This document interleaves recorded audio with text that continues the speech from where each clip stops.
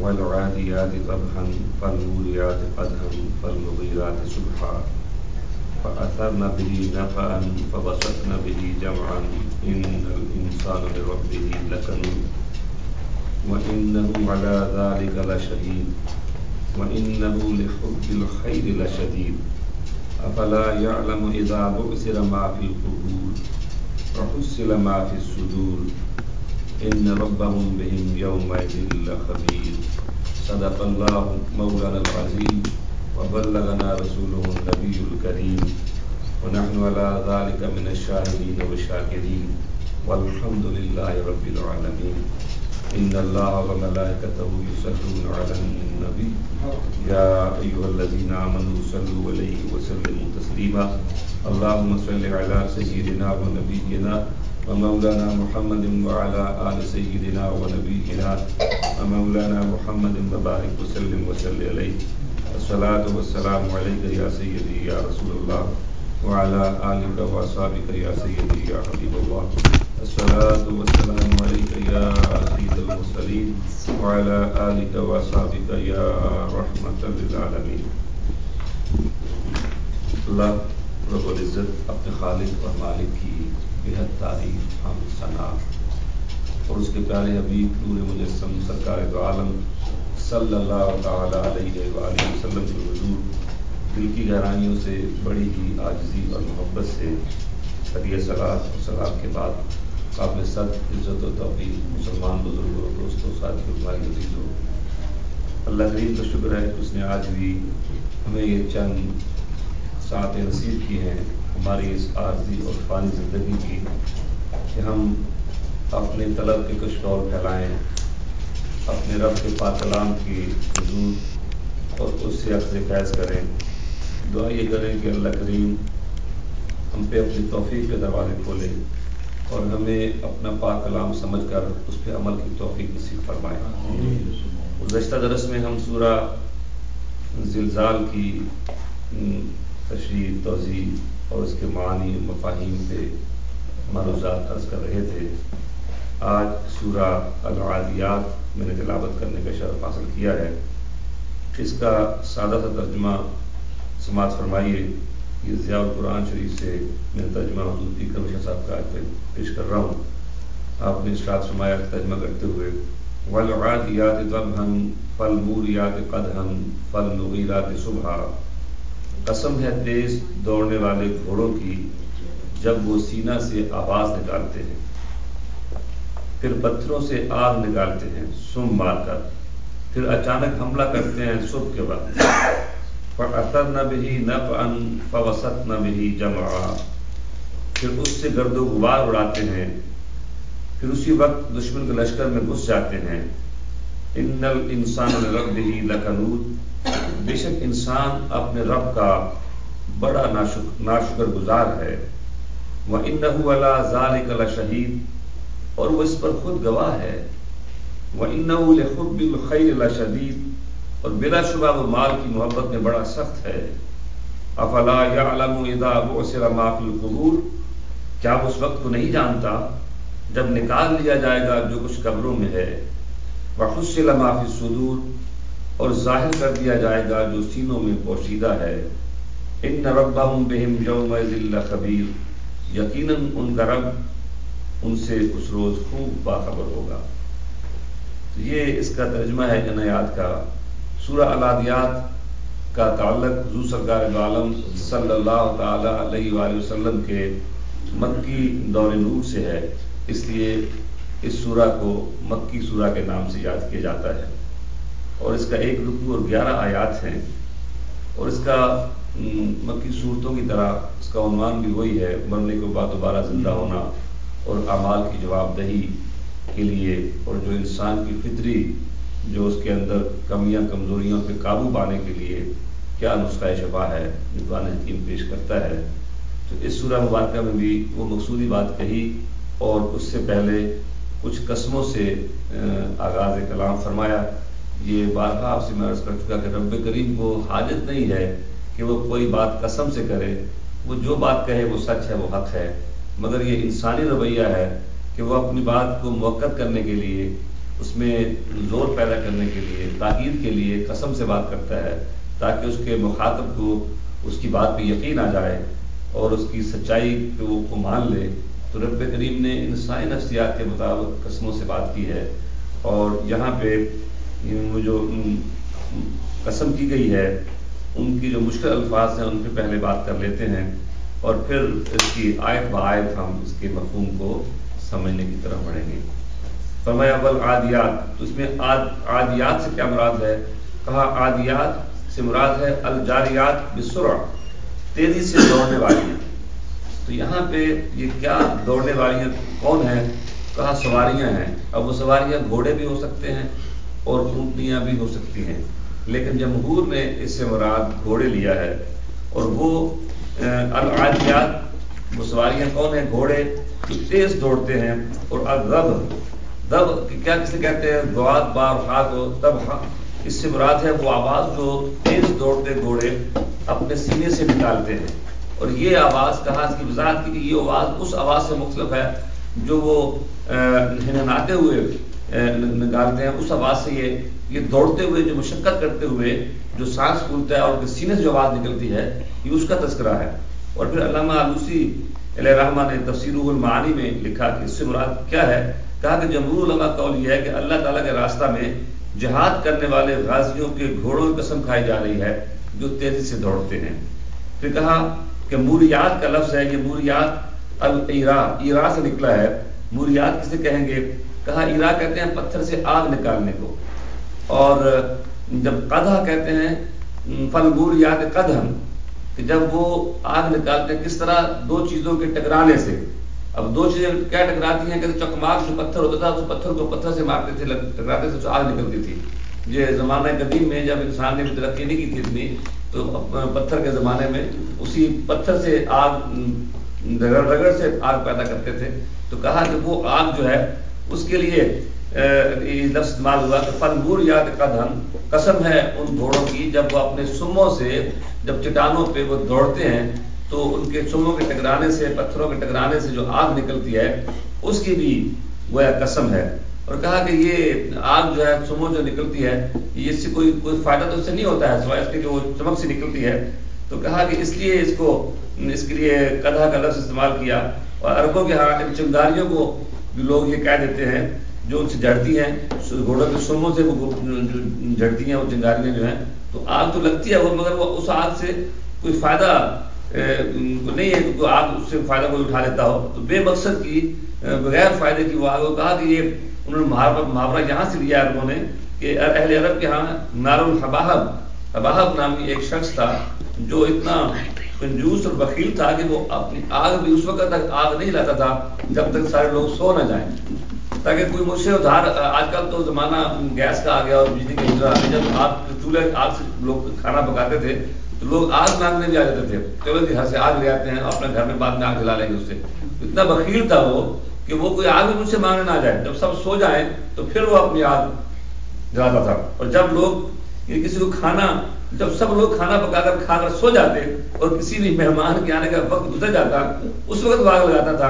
اور اس کو بھی آگ کو زیادہ روشن نہیں کرتا، بڑی دھیمی آگ لگاتا تھا تاکہ کسی کو پتہ بھی نہ چلے کہ اس کے گھر میں آگ جل رہی ہے. اور جب کسی کے پاؤں کی آہٹ بھی سنتا نا تو تب بھی وہ اس کی آگ کو بجھا دیتا. تو اس طرح کا وہ کنجوس تھا تاکہ کسی کو فائدہ نہ ہو. تو پیر صاحب نے کہا کہ اس کو نار الحباہب وہ کہتے تھے گھوڑوں کے سم میں جو آگ نکلتی ہے اسی وجہ سے کہ اس کو فائدہ تو کسی کو پہنچتا نہیں مگر وہ آگ وہ نکلتی ہے. پھر کہا کہ فالمغیرات صبح، کہ صبح کے وقت جو غارت کرنے والے ہیں، غرا کرنے والے، حملہ کرنے والے ہیں. المغیرات کسی پر اچانک حملہ کر دینا، دشمن پر ناگہانی حملہ بول دینا جب وہ آرام کر رہا ہو، اس کے آرام کا وقت ہو، غفلت میں جب ہو، اس وقت جو حملہ کرتے ہیں المغیرات سے تعبیر کیا. پھر فاثرن بہ نقعا، کا نقع کیا ہے؟ غبار کو، اور اثر نہ اڑانا. جب وہ دوڑتے ہیں تو ان کے دوڑنے سے جو غبار گرد و غبار اڑتا ہے اس کا تذکرہ قرآن پاک میں کیا. اور یہ کہنے کے بعد پھر کہا ان الانسان لربہ لکنود. تو گویا اس سورہ مبارکہ کے آغاز ہی میں ان اللہ کریم کو اللہ کے راستے میں جہاد بڑا پسند ہے چونکہ، تو یہ اس کا تذکرہ کیا۔ اس پہ تفسیر عزیزی نے اور تفسیر نبوی میں علامہ حلوائی نے اور تفسیر التبیان میں علامہ غلام حسینی صاحب نے اس کی ایک شان نزول بھی لکھی ہے، اور امام رازی نے بھی اس کو نقل کیا ہے کہ ایک لشکر بھیجا رسول اکرم صلی اللہ علیہ وسلم نے جناب منصر بن عمر انصاری کی قیادت میں کسی ایک قبیلے کی طرف کہ وہ ان کی طرف جہاد کیا جائے، تو وہ لوگ واپس نہ آئے 1 مہینے تک۔ تو منافقوں نے یہ بات اڑا دی کہ لو جی وہ تم سارے مر گئے، وہ تو واپس نہیں آئے، اور یہ ہو گیا وہ ہو گیا ان کو۔ تو اللہ کریم نے ان منافقین کے جواب میں ان کو مسترد کرتے ہوئے یہ آیت اتاری، اور ان جہاد کرنے جن کے بارے میں وہ طرح طرح کی باتیں بنا رہے تھے کہ وہ اپنی جانیں ہار گئے، وہ استغفر اللہ مر گئے، اور وہ یوں ہو گیا وہ ہو گیا، تو اللہ کریم نے ان کو کہا کہ وہ تو اس قدر قابل قدر لوگ ہیں کہ اللہ کریم ان کے گھوڑوں کے سموں کے بھی قسمیں کھا رہا ہے۔ یہ وہ جہاد کرنا اللہ کے راستے میں اس قدر اللہ کو پسند ہے کہ اللہ ان کے گھوڑوں کے جو سانسیں ہیں نا پھولی ہوئی، ان کی قسم کرتا ہے۔ اللہ جو ان کے دوڑتے گھوڑوں سے جو گرد و غبار اڑتی ہے، جو چنگاریاں اڑتی ہیں، ان کی بھی قسم کر رہا ہے۔ تو یوں اللہ نے ان کا مرتبہ بڑھایا، اور جب وہ مہینے کے بعد لوٹ کے جب واپس آئے تو سب پہ راز کھل گیا، تو وہ تو کامیاب ہو گئے تھے۔ انہوں نے ایسے ہی صبح کے وقت حملہ آور ہوئے تھے، جب لوگ وہ ابھی غفلت میں تھے، تو ان میں کھلبلی انہوں نے مچا دی تھی۔ تو یہ منظر ہے۔ اور دوسرا کہا کہ جب وہ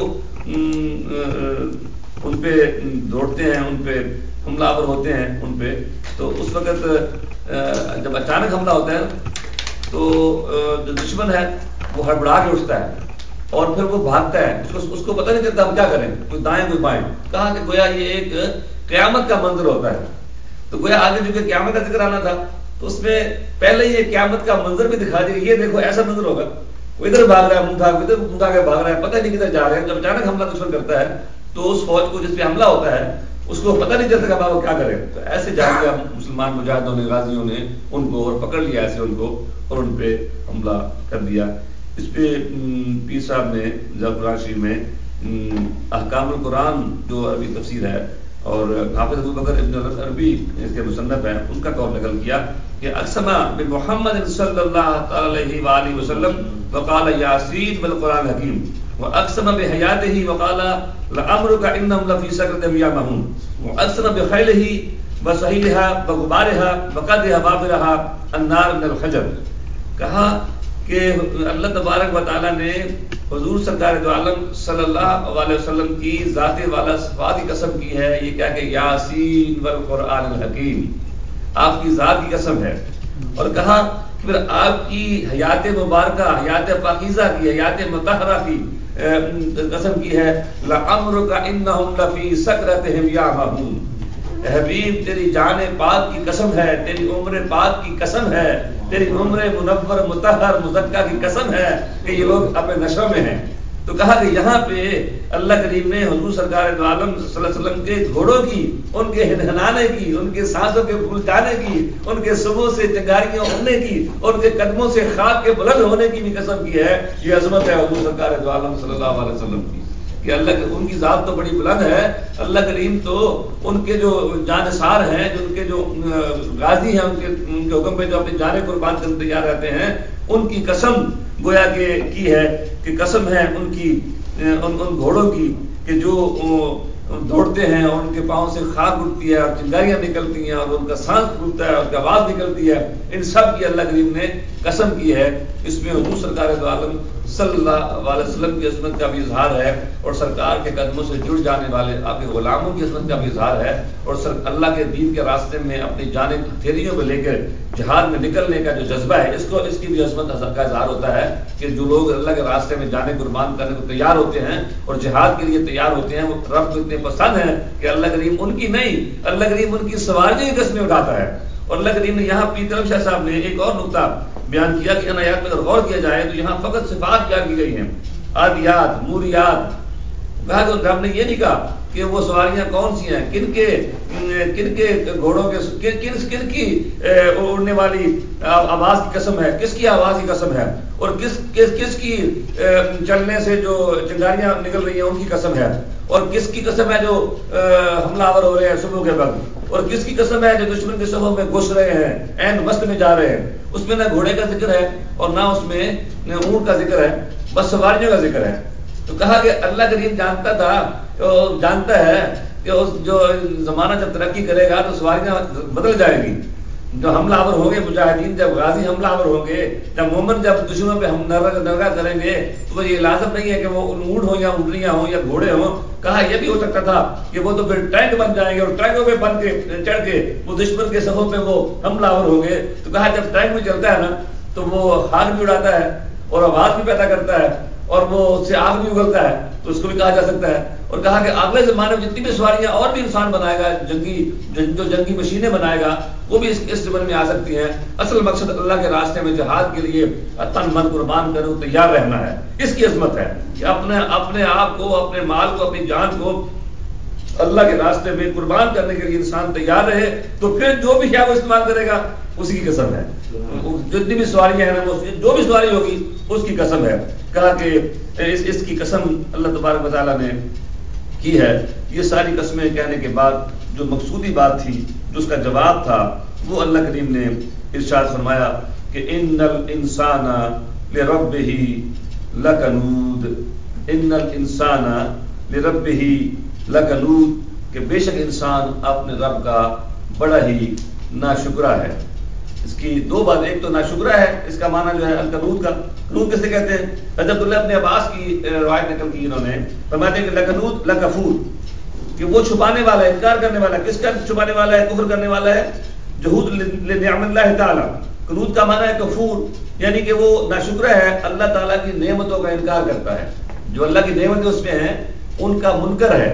اللہ کی نعمتوں کا انکار کرنا یہ کنود ہے. کند ہونا، کند ہونا، یہ جو ہے اس سے ہے. کہا کہ حضرت حسن بصری نے فرمایا کہ یذکر المصائب وینسی النعم، کہ وہ مصائب کا ذکر کرتا ہے مگر نعمتوں کو بھول جاتا ہے. کنود سے مراد وہ بخیل شخص ہے، وہ منکر شخص ہے کہ وہ جو اللہ کی نعمتیں اس پر ہیں ان کا ذکر کبھی کرتے نہیں ہیں. مال دیا ہے، دولت دی ہے، عزت دی ہے، آبرو دی ہے، اولاد دی ہے، علم دیا ہے، نیکی دی ہے، تقویٰ دیا ہے، اور گھر دیا ہے، سواری دی ہے، بے شمار چیزیں، تندرستی دی ہے، کتنی نعمتیں اس کی ہیں، مگر وہ نعمتوں کو یاد نہیں کرتا. وہ جو ذرا سی تکلیف آتی ہے تو سر پہ آزر لیتا ہے کہ مجھے یہ ہے، مجھے یہ تکلیف ہو گئی، مجھے یہ تکلیف ہو گئی، مجھے یہ، دیکھو نا میں پھنس گیا ہوں، دیکھو نا میرے لیے یہ مشکل آ گئی ہے. تو کہا کہ وہ شخص بخیل ہے اور وہ شخص کنود ہے کہ جو اللہ کی نعمتوں کو بھول جاتا ہے اور وہ جو مصیبتیں آتی ہیں ان کو ہر ویلے بابیلا بس شور بجا دیتا ہے کہ بس یہ مصیبت. اور اس پہ حضرت رابعہ بصریہ علیہ الرحمہ کا مجھے قول یاد ہے، وہ کہتی ہیں کہ ذرا سی تجھے سر میں درد ہوتی ہے تو بے قراری اور بے صبری کا پٹکا سر پہ باندھ لیتا ہے کہ سرا کیا گل ہے، سرا درد لگی، سرا پٹکا کپڑا ہم باندھ لیتے ہیں کہ یہ درد ہو رہی ہے میرے سر میں.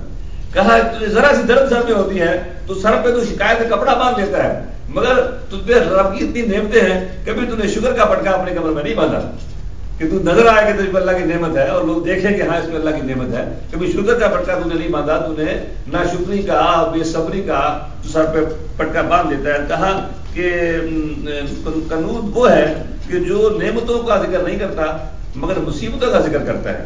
پھر کہا کنود کیا ہے؟ الذی ينفق نعم اللہ تعالیٰ فی معاصی اللہ، جو شخص اللہ تعالیٰ جو اس کی نعمتیں ہیں ان کو اللہ کی نافرمانی میں ذکر کرتا ہے، خرچ کرتا ہے.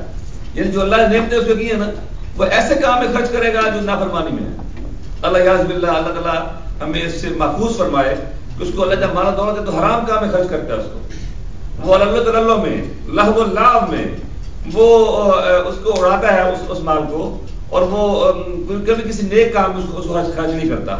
اس کو اپنے بچوں میں خرچ کرتا، اپنے اولاد پہ خرچ کرتا، اپنے بھائی بہنوں پہ خرچ کرتا، اپنے پڑوسیوں پہ خرچ کرتا، اپنے خاندان کے غریبوں، مسکینوں، یتیموں، بیواؤں پہ خرچ کرتا. مگر نہیں، وہ اپنے ایک تو اپنی کوٹھیوں کے وہ جو ہے مال کو اونچا کرتا ہے، وہ اپنی گاڑیاں بڑی کرتا ہے، وہ اپنے بنگلے بڑے کرتا ہے، اور یہ پھر اس پہ پھر تفاخر کرتا ہے، پھر تکبر کرتا ہے، اور پھر شراب میں اور کباب میں اور رنگ رلیوں میں اور فوش کاموں میں وہ اپنا پیسہ خرچ کرتا ہے. جس کام میں رب نے منع کیا ہے وہ اس کام میں وہ پیسہ خرچ کرتا ہے، تو اللہ کی نافرمانی میں وہ اس نعمت کو خرچ کرتا ہے. تو کہا وہ کنود ہے. ان انسان ربہ لکنود، بے شک انسان جو ہے بڑا ناشکرا ہے، وہ رب کی نعمتوں کو رب کی نافرمانی میں خرچ کرتا ہے. پھر حضرت ابو امامہ باہلی علیہ رحمہ کی روایت ہے، حضور سرکار دو عالم صلی اللہ علیہ وسلم کی حدیث نقل کی گئی کہ وہ قنوت سے مان کا معنی وہ شخص ہے جو خود کھاتا ہے اور اپنے رفیق کو نہیں کھلاتا ہے، خود کھائے گا اور اپنے دوست کو نہیں کھلائے گا، جو بھی کھانا خود وہ جو ہے خود تو کھاتا رہتا ہے مگر وہ یہ نہیں کرتا کہ وہ دوسرے کو بھی دے دے، اس سے منع کرتا ہے۔ یا کہا حضرت عبداللہ ابن عباس کی روایت نکل گیا، رسول اللہ صلی اللہ علیہ وسلم نے القنوت کا معنی کیا ہے، کہا وہ شخص ہے کہ جو عطیہ اپنے پاس رکھے اور خادم کو مارے، جو اس کے پاس کوئی عطیہ آئے، اس کو کوئی نعمت پہنچے تو اس کو اپنے پاس رکھ لے، اور جو اس کا وہ ماتحت کوئی بھی ہو تو اس پہ سرزنش کرتے اس کو مارے، تو یہ قنوت ہے، اس سے مراد یہ ہے۔ تو یہ سارے معنی اس میں بیان کرنے کے بعد اب غور کیجئے کہ کہیں ایسا تو نہیں کہ ہم میں کو وہ صفت ایسی پائی جاتی ہو، اور اگر ہم میں سے کوئی ایسی کسی میں یہ صفت پائی جاتی ہو تو ہمیں اس کو توبہ کرنا چاہیے، اور یہی اس کا عملی سبق یہ ہے اس کا کہ ہم اپنے آپ کو بچائیں ان برائیوں سے جس کی رب نے مذمت کی ہے، جو حقیقت رب نے قسمیں کھا کے بیان کی ہے کہ بے شک انسان جو ہے وہ بڑا ناشکرہ ہے اور بڑا وہ بخیل ہے۔ اور اس پہ تفسیر صدیقی کے مصنف حضرت بحر العلوم مولانا عبد القدیر صدیقی رحمۃ اللہ تعالی علیہ، جنہیں لوگ علم کا سمندر کہا کرتے تھے، حیدرآباد دکن کے، انہوں نے جو تفسیر لکھی اس میں وہ کہتے ہیں کہ اس پہ انہوں نے یہ نقطہ اٹھایا ہے کہ یہ دیکھیں کہ جنگ کا جو موقع ہوتا ہے وہ کوئی راہ کی جگہ نہیں ہے، جنگ جو ہے وہ تو مصیبت کی جگہ ہے، اس میں جو بندہ گھستا ہے تو عین ممکن ہے وہ زخمی تو ہوگا عین ممکن جس کی جان چلی جائے۔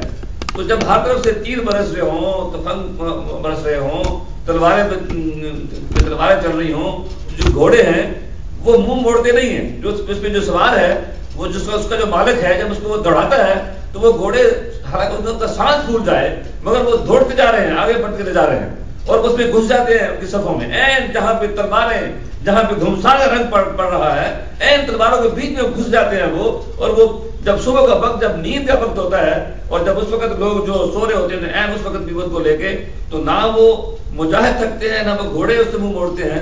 تو انہوں نے یہ نقطہ اٹھایا ہے کہ جب گھوڑا جو جانور ہے وہ اپنا اس کا مالک اگر اسے کہے نا کہ برستے تیروں میں تو چل میرے ساتھ، تو وہ نہ زخموں سے گھبراتا ہے اور نہ اپنی جان کے چلے جان سے گھبراتا ہے، وہ مالک کی بات مانتا ہے۔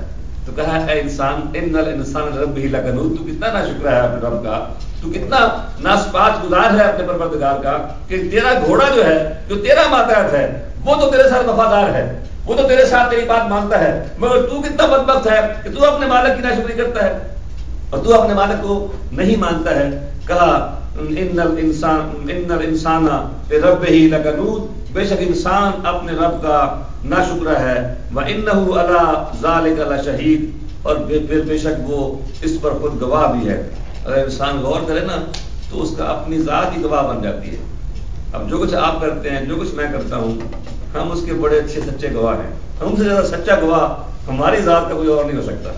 ہم اگر چاہیں بس آنکھ بند کریں تو اپنے شعور کی زندگی جب ہم نے شروع کیا اس وقت لے کر اب تک جو کچھ ہم نے کیا ہے وہ سارے کا سارا ایک فلم کی صورت میں ہمارے سامنے آ جائے گا کہ کیا ہم کرتے رہے ہیں اور کیا کچھ ہم نے کیا ہے۔ تو اس پہ کہا کہ اور یہاں پھر کہا کہ اللہ تبارک تعالیٰ جو ہے وہ اس پہ گواہ ہے، جو کچھ وہ کرتا ہے، کوئی اور گواہ نہ بھی ہو تو اللہ تو اس کو جانتا ہے، اللہ تو اس کو شاہد ہے، وہ اس کو دیکھتا ہے کیا انسان کر رہا ہے۔ پھر اگلی بات یہ کی کہ وَإِنَّهُ لِحُبِّ الْخَيْرِ لَشَدِيدٌ، یہ ساری قسمیں سامنے رکھی ہے اور پھر کہا کہ یہ انسان کی ایک نفسیات جو ہے وہ بیان کی ہے کہ وَإِنَّهُ لِحُبِّ الْخَيْرِ لَشَدِيدٌ، یہ انسانی مزاج بیان کیا ہے، انسانی فطرت بیان کی ہے، انسان کے مزاج میں کیا ہے۔ وَإِنَّهُ لِحُبِّ الْخَيْرِ لَشَدِيدٌ، بلا شبہ وہ مال کی محبت میں بڑا سخت ہے، وہ مال کا بڑا گھیرو ہے، وہ مال کا بڑا مارو ہے، وہ مال کو بڑا پسند کرتا ہے، وہ کثرت مال کا چاہنے والا ہے، مال کو وہ اکٹھا کرنے والا ہے اور وہ مال کی محبت میں بڑا ڈوبا ہوا ہے۔ وَإِنَّهُ لِحُبِّ الْخَيْرِ لَشَدِيدٌ، بے شک وہ مال کو بڑا پسند کرتا ہے کہ اس کے پاس دولت آ جائے، دولت کی ریل پیر ہو جائے، اس کا بینک بیلنس بڑھ جائے، اس کی تجوری میں مال جمع ہو جائے، اور وہ بالکل اس کو جمع کرنے کی طرف لگا رہتا ہے کہ وہ مال کو اکٹھا کرنے میں۔ تو کہا کہ اس میں اللہ کریم نے مال کے لیے لفظ مال استعمال نہیں کیا، خیر کا استعمال کیا ہے۔ اس پہ سید قطب شہید نے لکھا کہ اس کو اس لیے خیر کہا ہے کہ انسان یہ سمجھتا ہے کہ میرا فائدہ اور میری بھلائی مال میں ہے. انسان یہ سوچتا ہے کہ جو بھلائی ہے، جو خیر ہے نا، وہ دولت میں ہے. اگر میرے پاس دولت ہوگی تو سب سارے کام اچھے ہیں. تو اس نے اس وجہ سے انسانی رویے کی وجہ سے اللہ کریم نے اس کو مال کو خیر کہہ دیا ہے کہ خیر کے لیے وہ انہ لحب الخیر لشدید، بے شک وہ بلا شبہ وہ مال کی محبت بڑا ہی کڑا ہے، بڑا ہی سخت ہے وہ.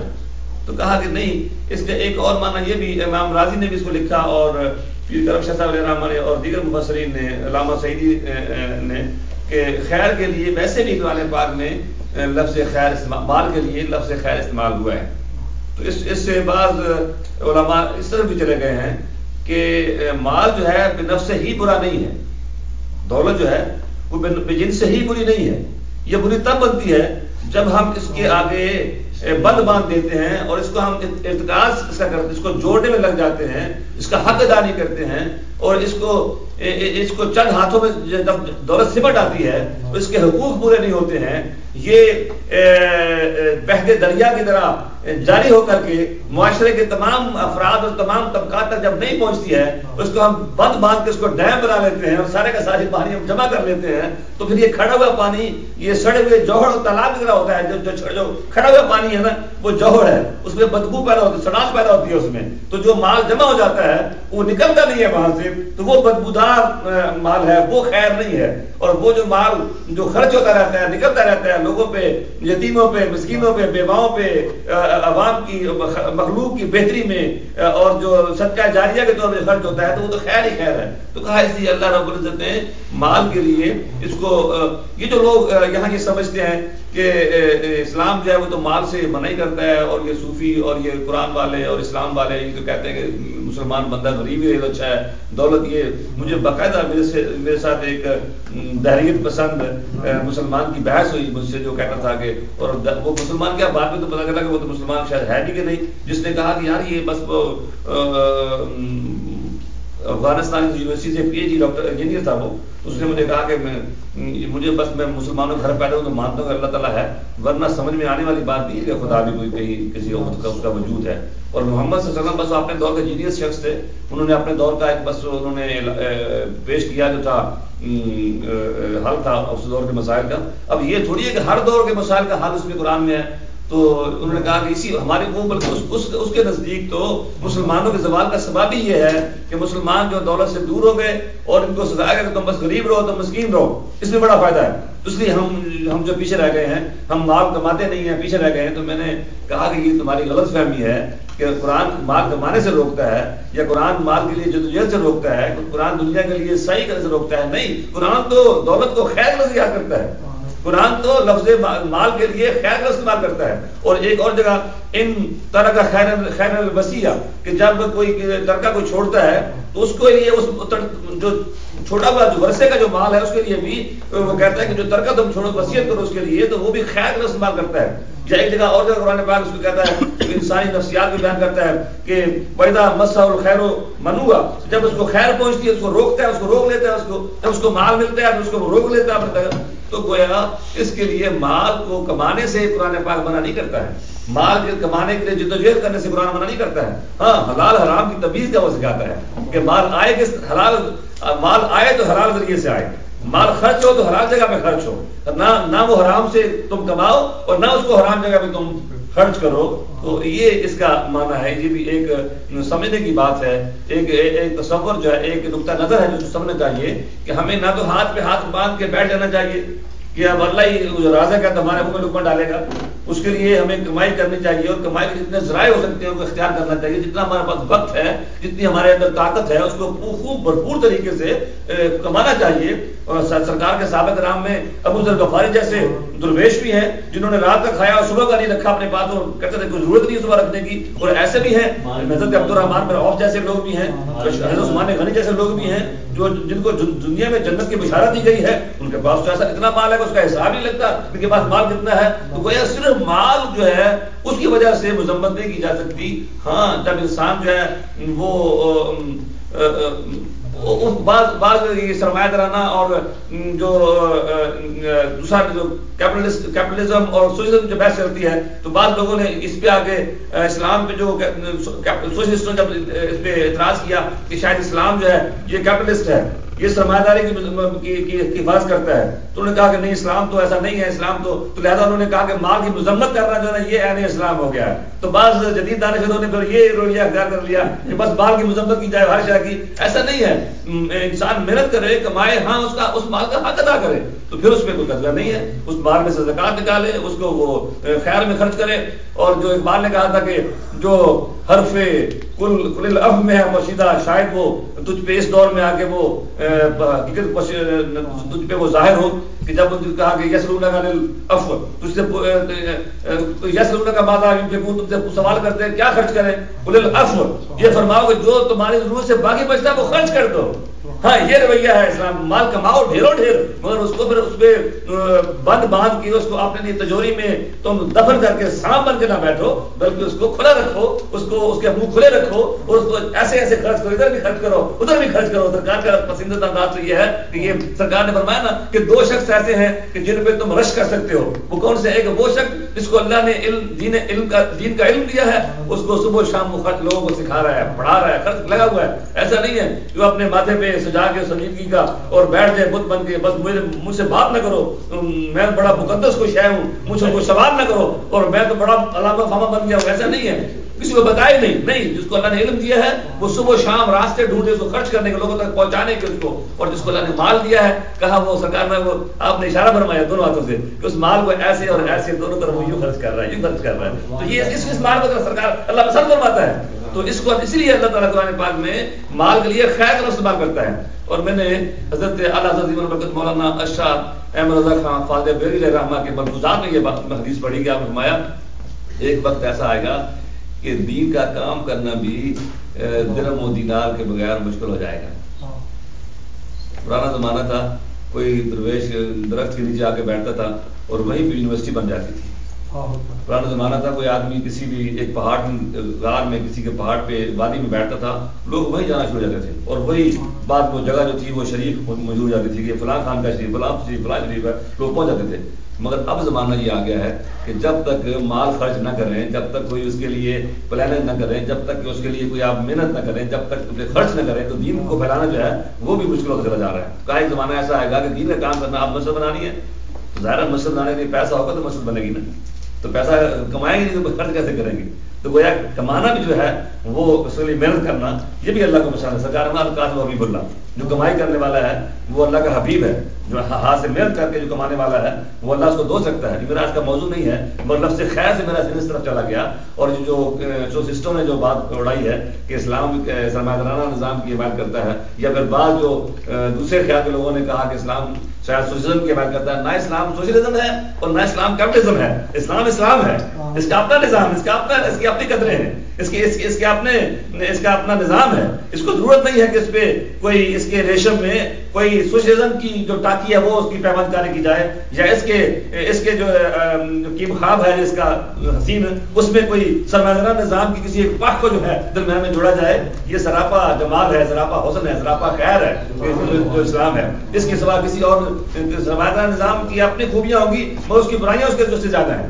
اور جو آج سود نے جو حال کر دیا ہے، انٹرسٹ نے جو حال کر دیا پوری عالمی معیشت کا، وہ آج آپ کے سامنے ہے۔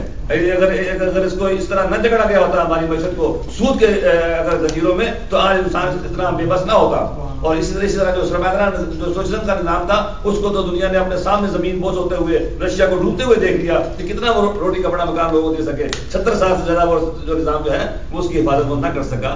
تو اس لیے میں اپنی بات کو واپس آتا ہوں، انہ لحب الخیر لشدید، بلا شبہ وہ مال کی محبت میں بڑا سخت ہے۔ اس پہ مجھے اجازت دیجیے کہ میں سید قطب شہید کو پھر دوبارہ کوٹ کروں کہ انہوں نے کہا کہ انسان کی جو مزاج ہے، اس کی نفسیات کا قرآن پاک ذکر کرتا ہے، اور یہاں بھی انسانی جو ہیومن سائیکی ہے اس کا ذکر کرتا ہے، ہیومن سائیکالوجی جو ذکر کرتا ہے کہ انسان کے مزاج میں بس یہ ہے کہ اس کو مال اچھا لگتا ہے، اس کو پیسے اچھے لگتے ہیں، اس کو دولت اچھی لگتی ہے، اور وہ لیکن اس کا علاج کیا ہے؟ جیسے میں نے آپ کو ایک مرتبہ اپنے شاہد قبلہ شیخ کریم استاد مکرم قبلہ پیر سید اعظم صاحب کا قول سنایا تھا کہ وہ کہتے ہیں کہ کاش ہماری خواہشات مسلمان ہو جائیں، کاش تمہاری لوگوں، کاش تمہاری نیتیں مسلمان، تمہارے خواہشات، تمہارے مزاج مسلمان ہو جائیں، تو پھر اس کے جو بھی عمل نکلے گا وہ سارے کے سارے پھر اچھے ہوں گے، مسلمانی عمل ہوں گے تمہارے۔ اس لیے کہ ہماری خواہشات ہی مسلمان نہیں ہیں، ہماری چاہتیں مسلمان نہیں ہیں، ہمارے ارادے مسلمان نہیں ہیں، ہماری نیتیں مسلمان نہیں ہیں، اور ہم نے ایک اٹھک بیٹھک کا زبان، ایک ظاہری جو ہے نا ڈھانچہ سا وہ اختیار کر لیا، اس کی روح اس کے اندر نہیں ہے، تو پھر وہ نمازیں، پھر وہ روزے، پھر وہ زکاتیں وہ اتنا اثر پیدا نہیں کرتی ہیں، نہ ایک فرد کی زندگی میں اور نہ پورے معاشرے میں، نہ اسلامی قوم ملت میں وہ تبدیلی آ رہی ہے جو آنی چاہیے۔ لاکھوں لوگ حج کر رہے ہیں اور لاکھوں لوگ عمرے پہ جا رہے ہیں اور بے شمار لوگ جو ہیں وہ ماتھوں میں محراب سجائے ہوئے ہیں، اس کے باوجود جو اس کا جو فائدہ پہنچنا چاہیے ایک عام فرد کو اور ایک پوری کمیونٹی، جس کمیونٹی مسلمان بستا ہو وہ کمیونٹی جنت کا نمونہ کیوں نہ بنے؟ جس محلے میں مسلمان رہتے ہوں وہ محلہ جنت کا نظارہ منظر کیوں نہ پیش کرے؟ اس لیے ہے کہ ظاہر داری زیادہ ہے اور جو اس کی روح ہے وہ اس کے اندر نہیں ہے۔ تو کاش اللہ تعالیٰ ہمارے مزاجوں کو مسلمان کر دے۔ تو یہ انہوں نے کہا کہ جب ایمان آتا ہے نا، جب ایمان آتا ہے تو پھر جو ہے وہ اس کے ساتھ انسان کے ارادے بدلتے ہیں، اس کی نیتیں بدلتی ہیں، اس کی ترجیحات بدل جاتی ہیں، اس کی نفسیات بدل جاتی ہے، اس کا کام کرنے کا انداز، طریقہ بدل جاتا ہے اس کا، اور جب وہ اس کے ارادے بلند ہوتے ہیں تو اس کا کام بلند ہوتا ہے، جب اس کا مقصد بلند ہوتا ہے تو وہ بلند مقصد کے لیے وہ بلند جدوجہد کرتا ہے، اور جب اس کی نیت حقیر ہوتی ہے، انہوں نے کہا جو جملہ ان کا جملہ یہ تھا کہ ایمان کے بغیر انسان ایک حقیر مخلوق ہے، اور ایمان جو ہے عظمت عطا کرتا ہے انسان کو۔ جو انسان جس میں ایمان نہیں ہے وہ اب ایک حقیر ہے، اس کی ہر شے حقیر ہے، اس کی نیت حقیر، اس کا ارادہ حقیر، اس کی ترجیحات حقیر، اس کے مقاصد حقیر، ہر شے اس کی حقیر ہے، اس کی پست ہے۔ اور جب وہ ایمان ہی نہیں ہے تو وہ جتنا پھر وہ اسفل السافلین میں، وہ پستیوں میں وہ گرتا ہے، اور جب وہ اس کے ارادے بلند ہوتے ہیں، اس کی ترجیحات بلند ہوتی ہیں، اس کی نیت بلند ہوتی ہے، اس کا مقصد اوپر اٹھتا ہے، تو پھر اس محدود دنیا سے وہ لامحدود جہان کے ساتھ اپنا رابطہ استوار کرتا ہے۔ اور جب وہ یہاں اپنے ناک کے سیدھ میں اور ناک کے نیچے دیکھنے کی بجائے جب وہ افق کے پار دیکھتا ہے نا تو لامحدود دنیا کے ساتھ اس کا رابطہ ہو جاتا ہے، اور جب اس کا رابطہ لامحدود دنیا تو جاتا ہے تو پھر اس دنیا کی جو مجبوریاں ہیں، اس دنیا کے جو دکھ ہیں، اس دنیا کے جو غم ہیں وہ اس کو پریشان نہیں کرتے ہیں، اور وہ بڑے مقصد کے لیے وہ تیار ہو جاتا ہے۔ اور چونکہ آگے ذکر قیامت کا تھا اس لیے یہ بڑا اس سے میل کھاتی ہے یہ تشریح کہ وَإِنَّهُ لِحُبِّ الْخَيْرِ لَشَدِيدٌ، کہ اس کے ارادے تو اس کا عملی پیغام جو ہے وہ میں حضرت اقبال کی زبان میں آپ کو دینا چاہوں گا کہ ہمیں اپنے ارادوں کو مضبوط کرنا چاہیے، ہمیں ایمان کے نور کی جو چراغ روشن ہے سینوں میں، اس کی روشنی سے اپنے اعضاء، اپنے جوارے، اپنے عمل، اپنے سوچیں، اپنی فکریں، اپنے ترجیحات سب کو مسلمان کر لینا چاہیے، اور ہمیں بڑے سے بڑا دین کے لیے کام کرنے کے لیے اپنے اندر ارادہ جمع رکھنا چاہیے، اور ہمیں ہر رکاوٹ کو پورے کر دینا چاہیے، اور ہمیں مال کا مارو نہیں بننا چاہیے کہ بس ہماری یہی زندگی ہو کہ میرا گھر بڑا ہو جائے، میری گاڑی بڑی ہو جائے، میرے بینک بیلنس بڑھ جائے، میرے پاس میری شان و شوکت بڑھ جائے، اور لوگ مجھے کہیں فلاں سیٹ صاحب ہے، فلاں ہی ملینئر ہے، اور یہ بھی اب لکھتے ہیں کہ member of multi millionaire club, لوگ اپنے نام سے لکھتے ہیں کہ یہ ملینئر کلب کا ممبر بن گیا، یہ ٹرپل بی میں آ گیا، یہ فلاں میں آ گیا، یہ ایک سرخاب کا پر لگ گیا اس کے اندر کہ یہ اب ارب پتی ہو گیا، یہ کروڑ پتی ہو گیا۔ تو ان پتیوں میں جانے کی بجائے بندہ جو ہے وہ رب کی بارگاہ میں جھک جائے اور اس کے پیارے حبیب صلی اللہ علیہ وسلم کی ذات پہ وہ اپنے آپ قربان کرنے تیار ہو جائے، اور اس کے دین کو پھیلانے کے لیے ایک تڑپ پیدا کرے اپنے سینے میں، اللہ کے نظام کو بلند کرنے کے لیے، اللہ کے حبیب کے پیغام کو عام کرنے کے لیے وہ اپنے سینے میں ایک جرأت پیدا کرے اور مقصد پیدا کرے۔ اس کی زندگی جو بے مقصد زندگی ہے وہ بیکار زندگی ہے، جو با مقصد زندگی ہے وہ صحیح زندگی ہے۔ تو اس پہ ایک بات نے کہا، اے راز زندگی بیگانہ خیز، اے راز زندگی بیگانہ خیز، الشراب مقصد بیگانہ خیز، اے وہ شخص جو زندگی کے راز سے بیگانہ ہے، بیدار ہو غفلت کی نیند سے، ذرا جاگ جا، الشراب مقصد بیگانہ خیز، اے وہ شخص جو مقصد کی شراب سے بیگانہ ہے، جسے پتہ ہی نہیں ہے کہ مقصد کے لیے جان دینے میں کیا مزہ ہے، کیا نشہ ہے، جو اس سے غافل ہے، ذرا اپنی آنکھ کو کھول اور اس غفلت کی نیند سے بیدار ہو۔ مقصد مثل سحر تابندائے ماں زوارا آتش سو زندائے، کہا جو مقصد مقصد کیا شے ہے، مقصد کیا شے ہے، کہا مقصد مثل سحر تابندائے، جو مقصد ہے نا وہ صبح کی روشنی کی طرح چمکتا ہے، جس کے اندر جس کے سینے میں مقصد ہے، وہ اعلیٰ مقصد جس نے بنا لیا اپنا، وہ اعلیٰ مقصد جو ہے وہ ایسے روشن ہوتا ہے جیسے صبح کی روشنی چمکتی ہے۔ ماں سوارا آتش سو زندہ ہے، اور جو مقصد سینے میں آ جائے، جب رب رسول کے لیے انسان جینا سیکھ لے اور رب رسول کے لیے انسان زندہ رہنا سیکھ لے، ایسی زندگی اختیار کر لے، تو ماں سوارا آتش سو زندہ ہے، پھر یہ مقصد جو ہے وہ غیر اللہ کی ہر شے کو جلا کے خاکستر کر دیتا ہے۔ مقصد از آسماں بالا کرے، دل ربائے دل ستانے دل بھرے، یہ مقصد جو ہے یہ آسمان سے پھر اونچا ہو جاتا ہے، یہ مقصد دل ربا ہو جاتا ہے، یہ مقصد دل ستا ہو جاتا ہے، یہ مقصد دل بھر ہو جاتا ہے کہ دل کو سنوارتا بھی ہے، دل کو اجالتا بھی ہے اور دل کو بھرماتا بھی ہے۔ یہ ساری خوبیاں اس کے اندر آ جاتی ہیں۔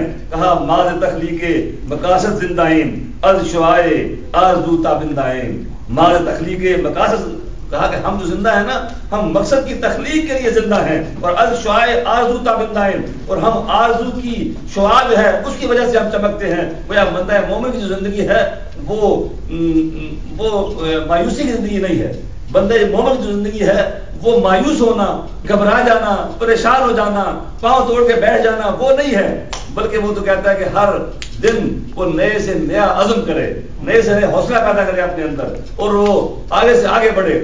تو میں آج کے اس درس کے حوالے سے اور اپنے اس انٹرنیشنل پیس مشن کے حوالے سے، اپنے کام کے حوالے سے آپ سے عرض کروں گا کہ ہمیں گھبرانا نہیں چاہیے، بلکہ اپنے اندر حوصلہ پیدا کرنا چاہیے، اور 1 سے 2 سے 22 سے پھر آگے 44 پھر اس طرح لوگ آگے بڑھیں، اور اپنے جو 1 درہم بھی ہم 1 ڈالر بھی ہم خرچ کرتے ہیں تو یہ بھی بہت ہے۔ اور ہم انشاءاللہ آج یہ دکان جو ہے وہ موسم بدلے گا اور سرکار کے دین کی بہاریں یہاں پہ پھیلے گی، اور انشاءاللہ سرکار کا دین کا نور جو وہ عام ہوگا۔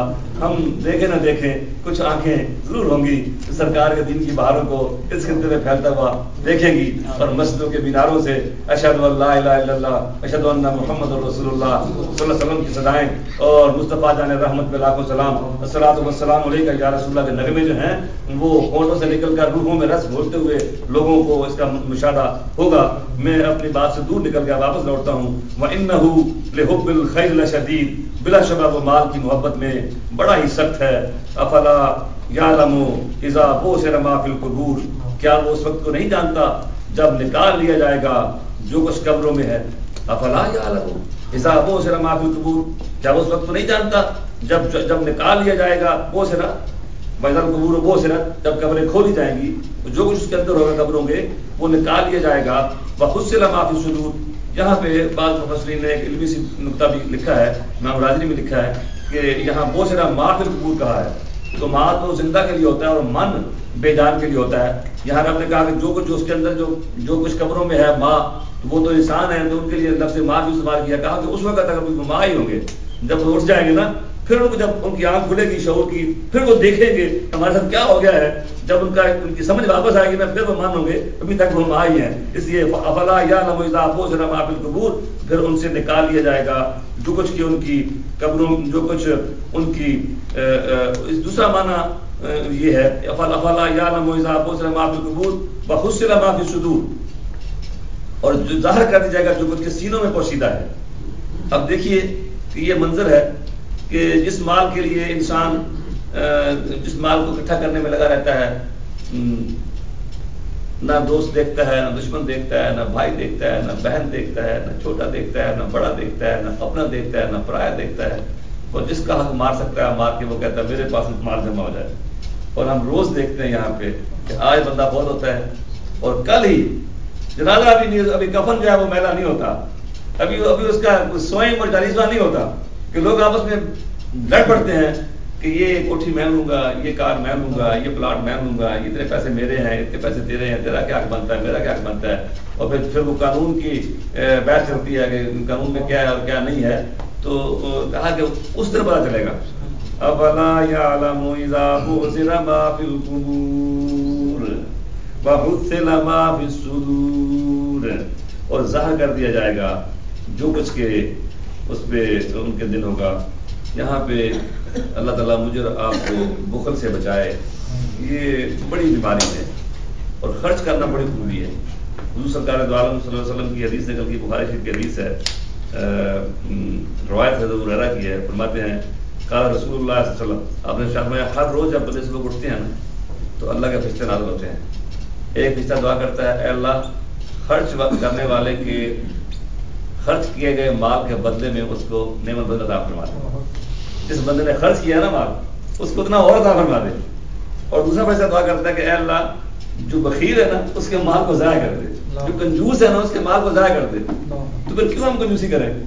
جو اتنا عرصہ زندگی ہے کیا کتنا جیئیں گے؟ 50 جیئیں گے, 60 جیئیں گے, 70 جیئیں گے, 80 جیئیں گے. تو جو اللہ ہمیں روزی دے رہا ہے ہمارے بچوں کو بھی روزی دے گا انشاءاللہ. تو جو مال آپ کے پاس ہے نا, جو سرکار کی اس حدیث کے مطابق جو کچھ ہمیں اللہ کے راستے میں جو کھا لیا وہ ہمارا ہے, جو پہن لیا وہ ہمارا ہے, اور جو اللہ کے راستے میں خرچ کر دیا وہ ہمارا ہے. باقی مال ہمارا کچھ نہیں ہے. تو یہ اللہ تعالیٰ اس نفسیات کی کیفیت سے ہمیں نکالے اور ہمیں اللہ کا توکل ہمیں نصیب کرے اور کھل کھلا کر اللہ کے راستے میں اپنا مال خرچ کرنے کی توفیق فرمائے, تاکہ جب قبروں میں جب کھلے گی نا پھر سب کے سب اس کے سامنے آ جائیں گے. اور پھر کہا فصل ما فی الصدور, اور جو کچھ بھی قبروں میں ہوگا, جو کچھ سینوں میں ہوگا وہ ظاہر کر دیا جائے گا. ایک عرب شاعر جو ہیں جناب لبید کا شعر نقل کیا انہوں نے, مکل امرئ یوما سیعلم سعیہ اذا حصلت عند الہ الحصائل. امام راضی نے ان کا یہ شعر نقل کیا کہ ہر بندے کو وہ جو دن ہوگا نا, ہر بندے کو اپنی کوشش کو وہ دیکھ لے گا, پتہ چلے گا. ہر انسان کو اپنی اس دنیا میں اپنی جو اس نے بیا ہوگا نا, جو بیج بویا ہوگا اس کی کھیتی کیا پھل دیتی ہے پتہ چلے. جو کچھ اس نے کمائی کی ہوگی نا, ہر انسان کو اپنی کمائی کا وہاں علم ہو جائے گا اس نے کیا کمایا تھا اس نے. اذا حصلت عند الہ, جب ان بادشاہ کے سامنے, جب الہ کے سامنے, جب مالک و مختار, جب معبود کے سامنے, جب جو کچھ ہوگا نا دفتر کے دفتر سارے وہ سامنے آ جائیں گے, تو اس وقت پتہ چل جائے گا کہ وہ کیا کمائی کر کے آیا تھا. وحصل ما فی الصدور ان ربهم بهم یومئذ لخبیر. اب اس میں حضرت عبداللہ ابن عباس نے کہا کہ حصلہ کا معنی یہ ہے ابرزا, یعنی اس کا معنی ظاہر کرنا ہے کہ اس دن قیامت دن اس کے سارے اعمال جو ہے نا وہ ظاہر کر دی جائیں گے. اب یہاں پہ عملوں کا نام نہیں لیا, یہاں ہاتھ باؤں کا نام نہیں لیا. یہاں پہ کہا بات جگہ تھا نا کہ الیوم نختم علی افواہہم, کہ ہم ان کی زبانوں پہ مہر کر دیں گے, ان کے منہوں پہ, اور ان کے ہاتھ باؤں بولے گواہیاں دیں گے. تو ہاتھ باؤں کا ذکر تو چھوڑیے, یہاں پہ رب نے کہا وحصل ما فی الصدور, وحصل ما فی الصدور, جو کوئی سینوں کے اندر ہے نا وہ بھی ظاہر ہو جائے گا. جو دل کی, جو بندے نے سوچا ہوا نا اندر, وہ بھی ظاہر ہو جائے گا.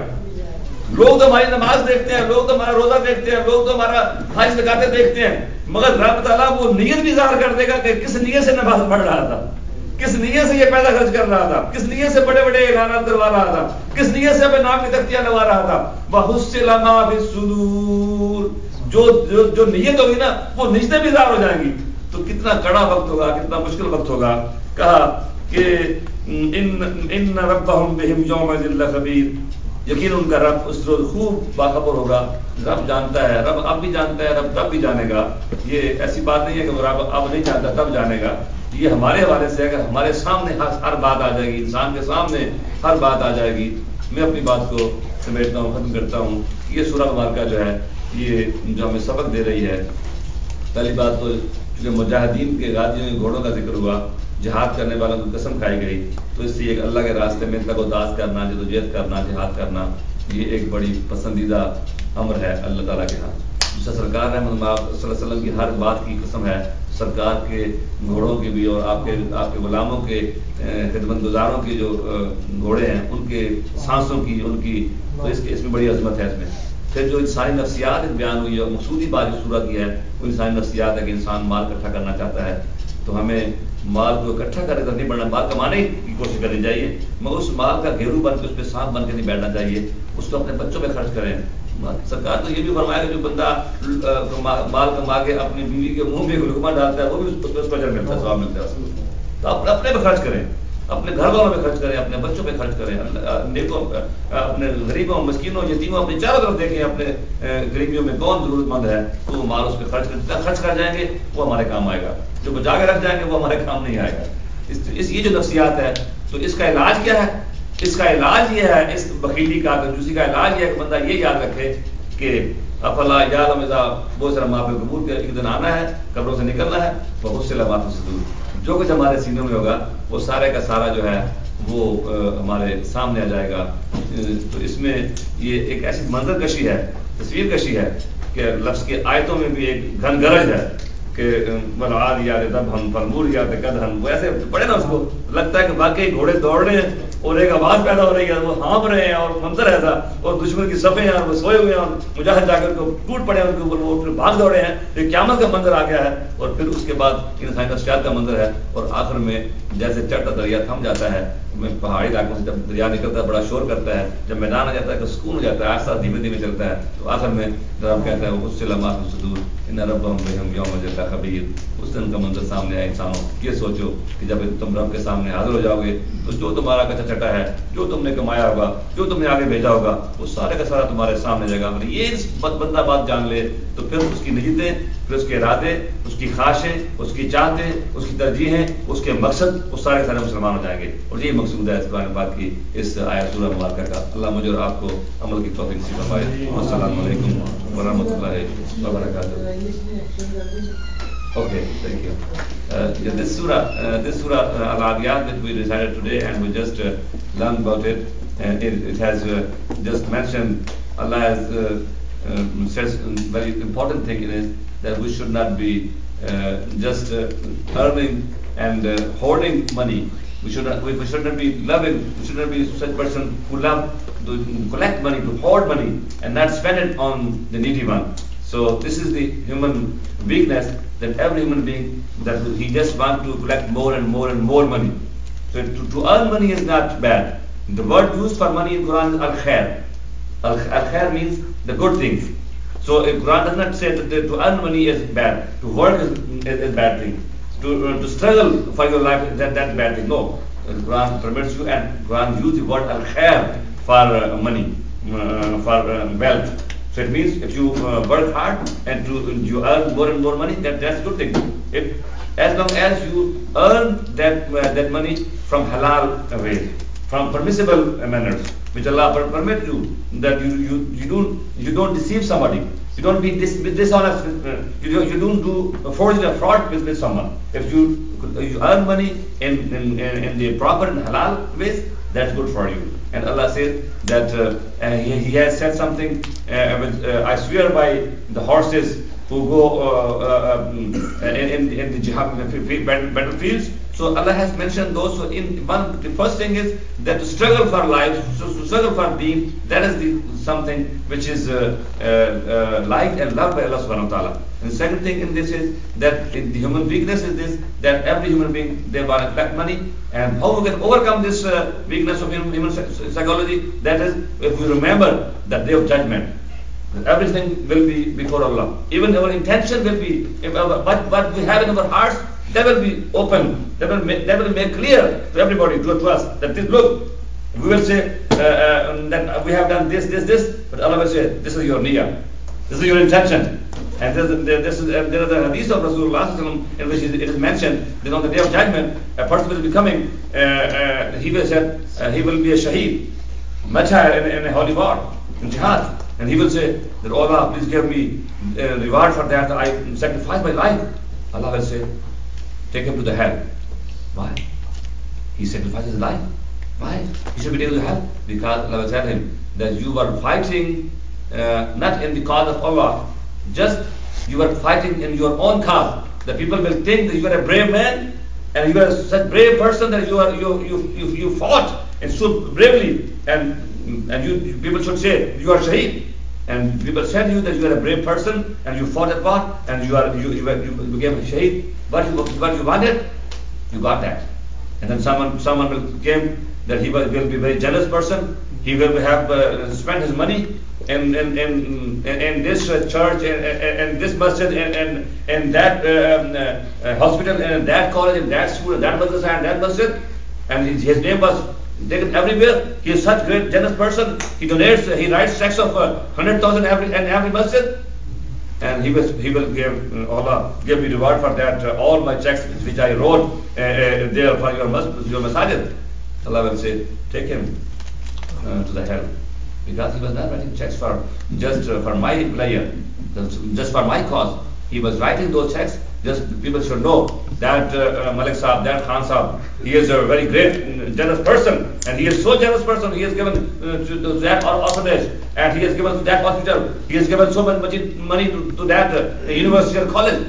So people said him, people called him like that, generous person. what he needs now. He has gotten everything in that world. There is nothing for him now. And similarly for the people who do Hajj and do Umrah after Umrah, and Hajj after Hajj, and who do the prostration in Salah. Allah will say, you did Salah, but that was for your sake. The people should say, he is a very pious person, he is a very nice man, he is a very nice guy, a religious person, and people said you, and people respected you. You got respect from all people, but now you have nothing in this way. Take him to the hell. So, ma'hussila ma fi sudur.